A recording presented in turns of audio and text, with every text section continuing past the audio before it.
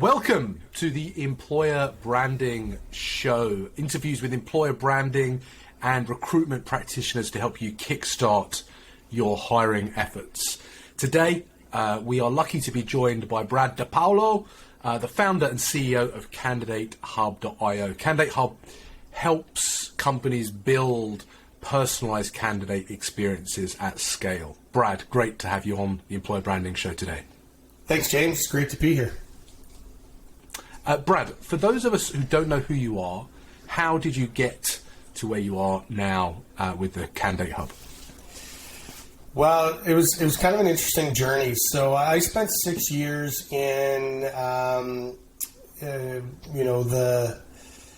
staffing agency world, and it really it gave me a chance to sort of see the other side of everything and the good, bad, and ugly of recruitment, and it really made me think that there has to be a better way to do this. There really, really has to be a better way to do this.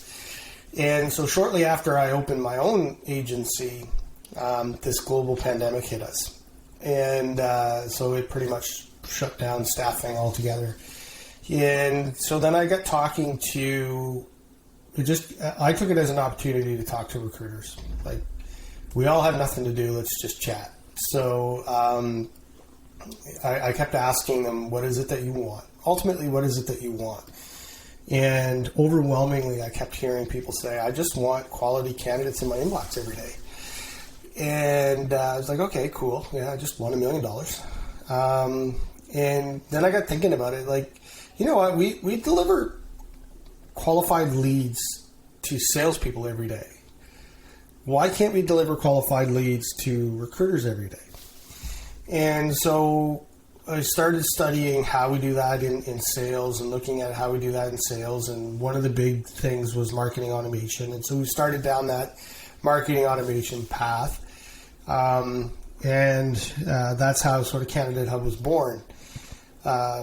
In September of 2020, we actually launched. So we're 2 years old this month. So that's pretty exciting. But we realized, sort of over the last couple of years, we've made a lot of mistakes along the way and have learned from them. And one of the things that we realized is marketing automation is important. But where we're really missing the boat in recruitment is understanding what's going on with our marketing and understanding the metrics behind what we're doing. So, what's the conversion rate on our career site? What's the conversion rate from that Facebook campaign that I did? I know what my click-through rate is, but how many of them applied? And how many of those that applied are actually quality candidates? I might have had more candidates that applied through Facebook than LinkedIn, but the LinkedIn ones are better quality. That's where I want to put my efforts. And what we realized is that recruitment marketers are crying for this kind of information. They don't have it and they want it.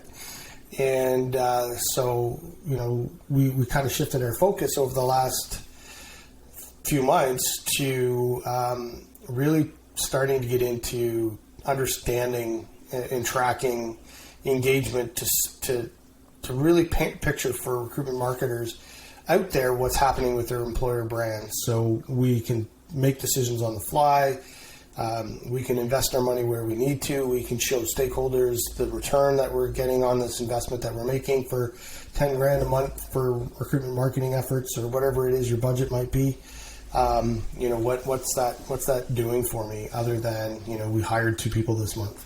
Because I don't think recruitment marketing should be evaluated on number of hires, because recruitment marketing has no control over that. They can't control the decisions that the hiring managers make. They should be really graded on the quality of applicants that they're bringing to the table. And so right now they don't have really an ability to pull that information out easily and show the value and make real-time decisions. So that's our goal. Our goal is to empower recruitment marketers with data to help them to be more proactive and get recruitment out of this reactive state into a proactive state so that we're making the right decisions and attracting the right candidates at the right time.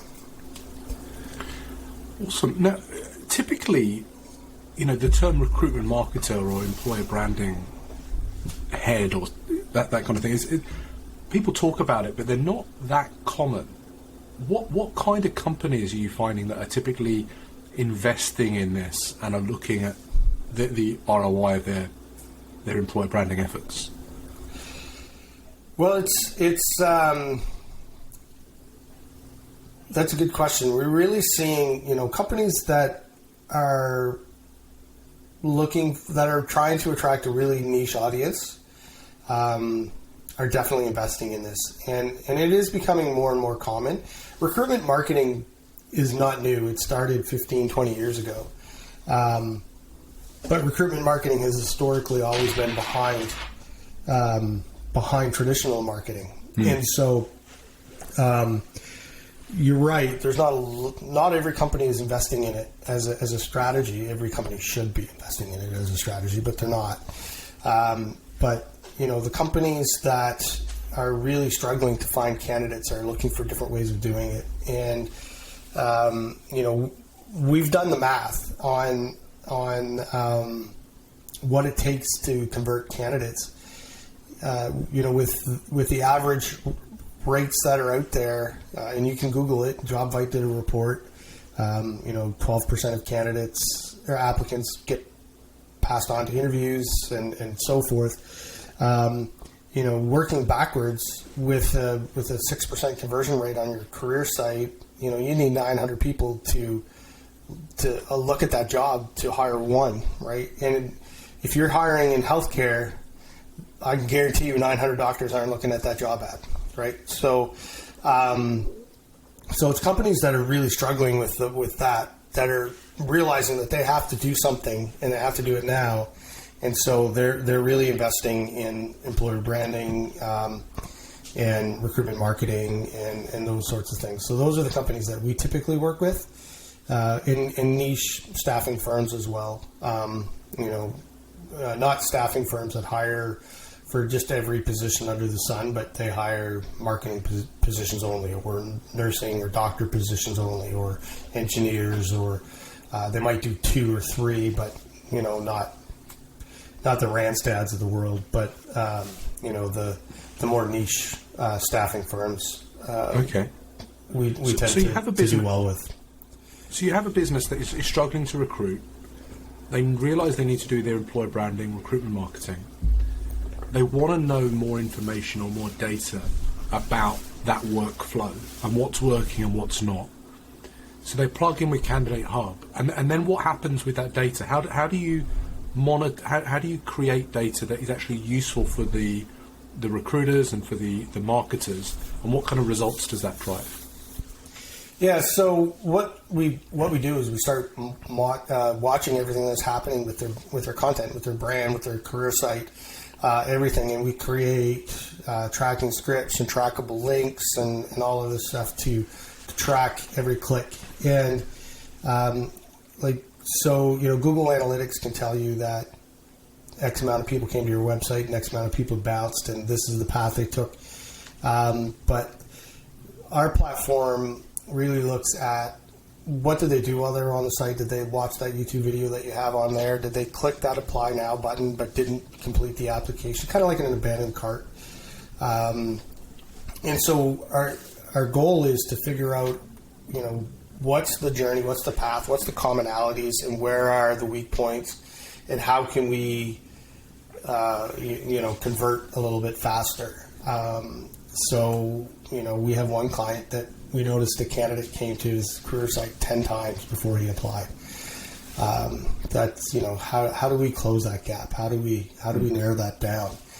And what we see is, there's a lot of people that are coming to career sites on mobile phones. They're browsing during the day, maybe they're at work and they're taking a break and they're pissed off because they're having a bad day and they're browsing on their phones. They're not going to finish that application right then and there while they're at work on their smartphone. How can we retarget them? Maybe if they've been there a couple of times, we notice that they're there on a mobile phone. Maybe we want to have a pop-up that shows up that says, hey, would you like an email reminder to complete this application this evening? Or maybe we want to throw them into a LinkedIn campaign or a Facebook campaign to try to convert them. So, how do we get so that people are converting on their first, second, or third visit as opposed to 8th, 9th, 10th visit? Because relying on somebody to come back to your site 10 times is not optimal. Yeah. And I can totally see that with people seeing something on their mobile, kind of clicking through, the website maybe not being optimized for that kind of mobile experience, and particularly a lot of ATS's mobile versions are not great. But then you want to retarget them so that when they are sat down on their computer at night time, or maybe when they're on an iPad at night time, they get something pushed in front of them that makes them then take action. Yeah, exactly. Yeah. That's really interesting. And what kind of results does that drive? Well, believe it or not, even like this is a game of inches, right? It's not it's not a javelin throw or anything like that. So if you can increase your conversion rates, increase your applicant completion rates by even 1 or 2% a month, that has a big impact. And so, we've seen that if you can get your conversion rate from 6% to 8%, now you won't need like 500 people to see the ad versus 900, or from those 900 you get 2 hires as opposed to 1. So it really is a game of inches, and even 1 or 2% increases on applicant conversion rates makes a big difference at the end of the day. Yeah. And I can see that particularly in businesses that are hiring a lot of people. Yeah. Just getting an extra few percent through the door, the top of the funnel, is going to result in much better hiring rates down the line. And it's not just getting more applicants; it's getting more of the right applicants, right? Like, I don't want to I don't want to go from 100 to 120 just for the sake of going to 120. I want to have more of the right people applying. And so, understanding where those people are coming from really makes a difference. And ATSs will provide source, like, they came from this LinkedIn ad, but that's like conversion source, right? So, but how did they get there? What was the path that they took to get there? The ATS is never going to tell you that. The ATS will only tell you what happens from the moment they hit the application button on, and that's what they're good for, and that's the lane they need to stay in. But what happens between the first moment that somebody sees your content and becomes aware of your company to the point where they are saying, I want to apply for a job at this company, what's the experience that they have? And if you think of the way we buy products today, like if I'm shopping on Amazon or if I'm shopping on, companies have gotten really good at making that journey very personal and being in their face about converting, right? Like if I go to Amazon and I don't buy something, I'm going to see ads on Facebook for that product.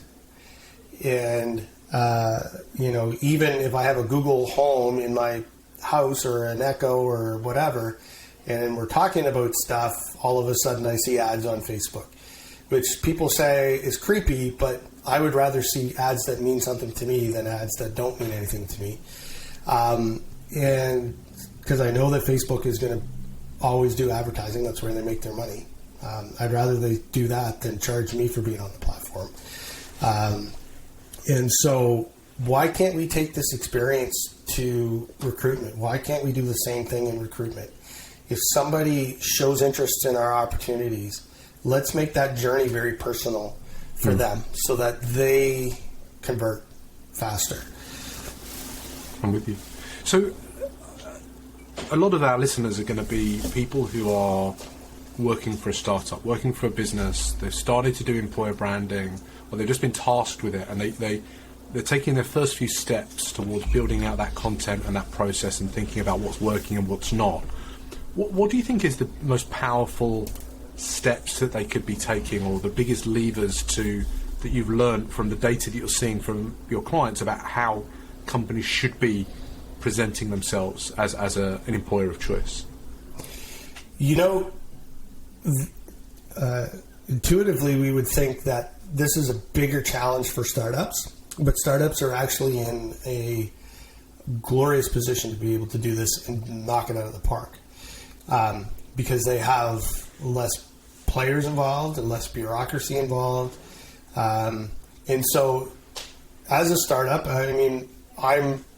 we're a startup ourselves, and so this is what we're doing. Like, as the founder and CEO of Candidate Hub, I am getting out there. I am sharing my voice. I am sharing my opinion. I'm telling stories. I'm doing things like this podcast. I have my own podcast, Disrupting Recruitment, if you want to go listen to it. Shameless plug. The links will be in the notes. Don't worry about that, Glenn. So, as a startup, what you're really you have a golden opportunity. You're trying to build awareness of the product that you're building, but you know that you're going to need salespeople. You know that you're going to need developers. You know that you're going to need whatever coming up, especially if you're going down the VC or the funding round route. That's going to come with mass hiring. So as you're building out your awareness of your product and trying to sell your product, it's a great opportunity to, really get the ball rolling on employer branding. And they really do go hand in hand. And startups are in a glorious position to be able to do that right from the get-go and put them together hand in hand. So if you're a startup, you're a founder, tell your story as loudly and proudly as you can.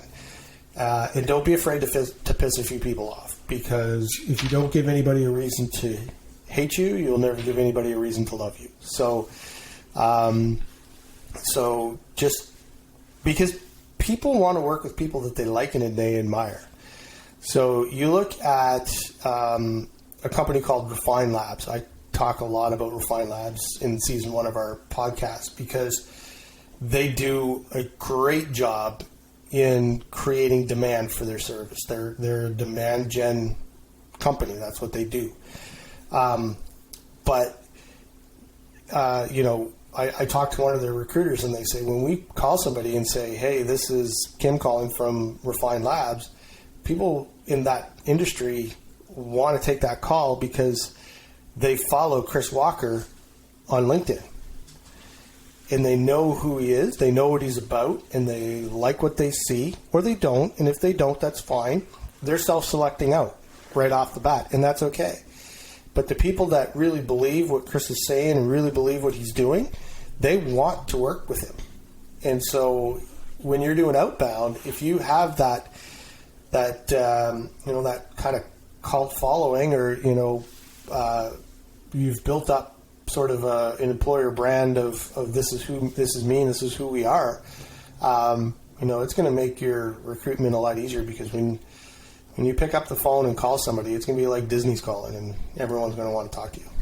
That's the secret, isn't it? And so recruiters in that space and heads of talent almost need to shine a light on the company, the people, the leadership, to build their brand so that people can follow along, and when they see jobs, they already know what the company is about and the story about them. Yeah, absolutely. Like if you're hiring developers, get your CTO out there. Yeah. If you're hiring marketing people, get your CMO out there. Yeah, I think it's pretty straightforward. It's the paradigm has changed. It used to be job specs, job boards, and now it's personalities, PR, content. Nobody reads job description. That's why you get so much shitty applicants all the time, right? Nobody reads job descriptions. Yeah, true. I love it. There's some great pearls there. I think anybody that's in Startupsville, get recording, get creating content. It's going to drive applications, and Brad has the data to prove it. I know a guy that goes out for a walk every day, and he just flips his phone up, hits record while he's walking, and he posts it on post it on LinkedIn. So here's a great tip. A lot of people say, I do not want to be on TikTok, but everybody loves watching TikToks on LinkedIn. So record yourself, put it on TikTok, export the video, put that on LinkedIn, and you're going to get a lot of views just because people like watching TikToks on LinkedIn. Yeah, it's weird, isn't it? I'm not on TikTok. I'm not on TikTok. But on Facebook and LinkedIn, they watch thousands of TikTok videos. Yeah, if as an attention surface area, TikTok has got a lot going for it. And if you're trying to create a brand, it's a good place. And there's a lot of recruitment content on TikTok. There's a lot of recruitment content, but I mean, if you're a startup that's looking to hire, if you're looking to grow a team in the next couple of years, and you're not on TikTok, you're going to miss out on some eyeballs. You really are. Yeah, absolutely. It's definitely a good place to kick off. Awesome, Brad. I think there's some great pearls of wisdom there. Have you got? I've got some quick fire questions to ask you now. Is that okay? Absolutely. What is your recruitment tech stack, or what do you advise your clients to be using for your employer branding or recruitment tech? So I really think it's I love the idea that recruitment is going to a tech stack as opposed to trying to use an all-in-one solution. So you really need a good ATS that's going to give you automation, like automate your workflows of the interviews and scheduling and rejection emails and all that stuff. And please we only contact candidates that are successful in your job ad out of there. Get rid of it. If you don't ever do anything else, just do that and get something that automates responses to candidates because you deserve to get back to them. You owe them that.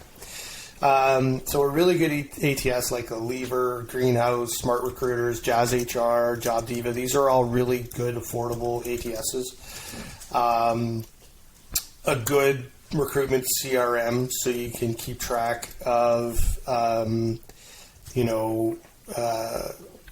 data or the candidates that are, your silver medalists and try to nurture them and that sort of thing.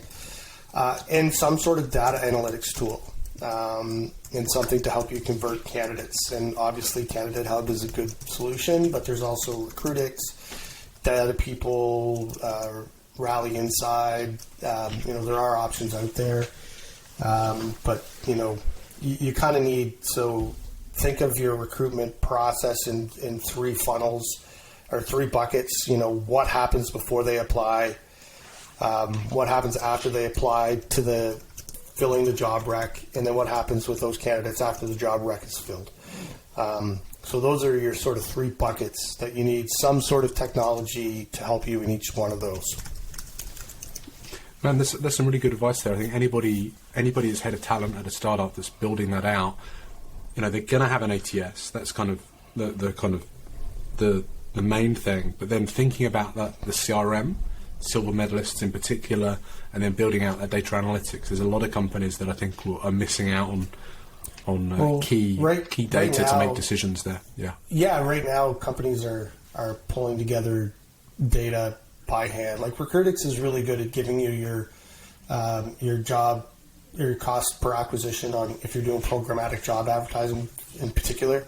Candidate Hub is really good at telling you what's happening and where people are coming from and what they're doing with your content.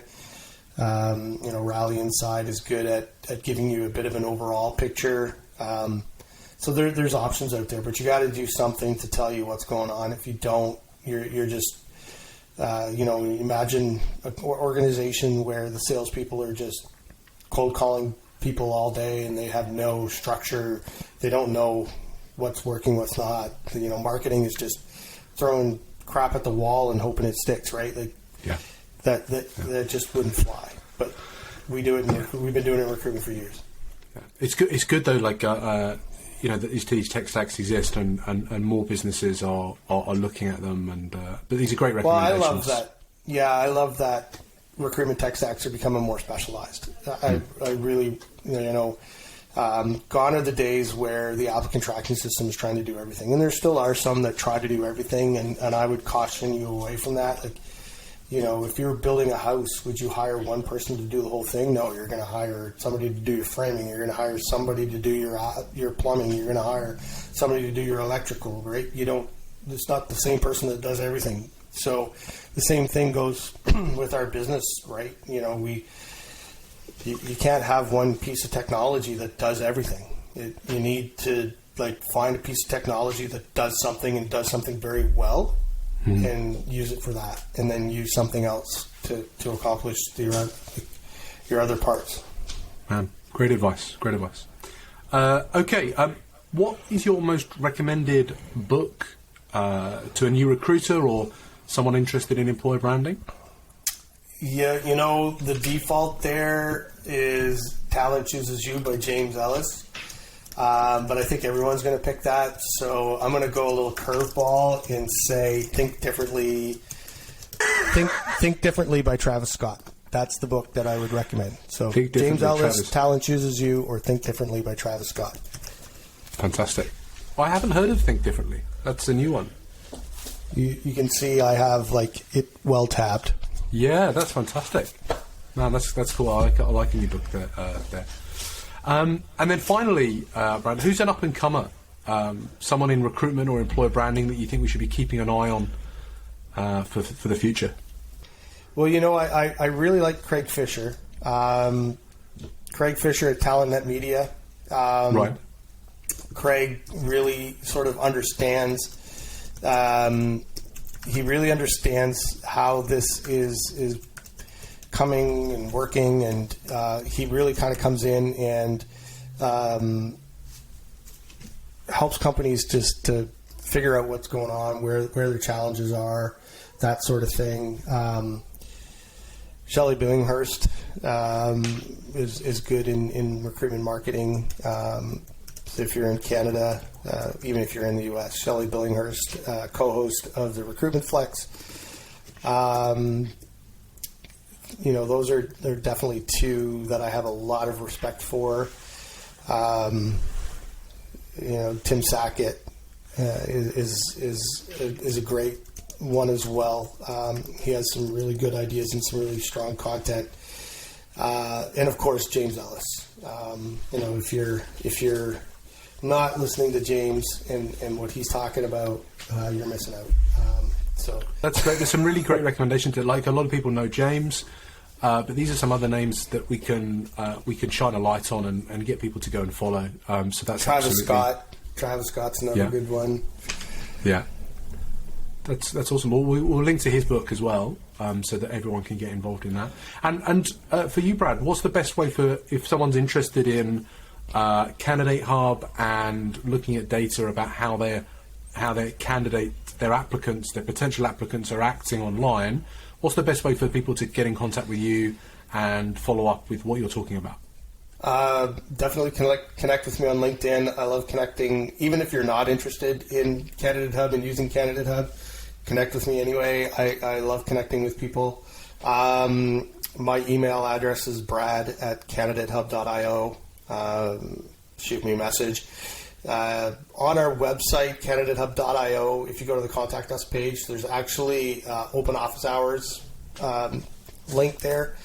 So I have my calendar on there if anybody just wants to chat, pick my brain about anything. No obligations, no sales pitch. If you just want to chat, definitely book some open office hours. Those are probably the three best ways to get a hold of me.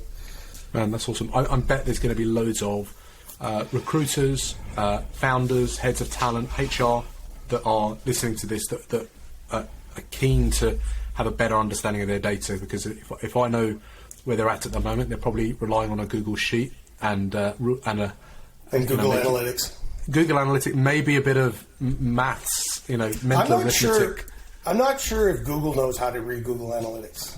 Honestly, it's so convoluted. I don't try and jump through those hoops. I've resigned myself not to understand how they work.